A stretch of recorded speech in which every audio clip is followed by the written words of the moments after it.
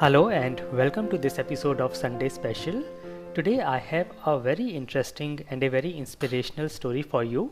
Once upon a time there was a saint who was walking on a very hot day and he was very thirsty. He soon saw and found a river and he thought of going to the river and getting some water.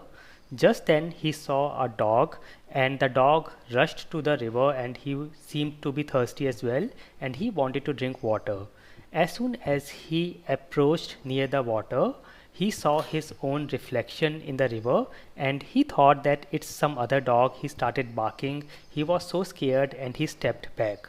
He was very thirsty. He went back again and then he again saw the reflection. He was scared and he again stepped back.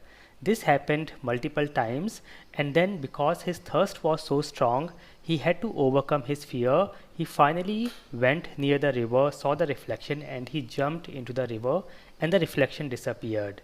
In our lives, we also need to move forward despite all our fears and limitations, and this is the only way to succeed. I will meet you next Sunday. Thank you for watching.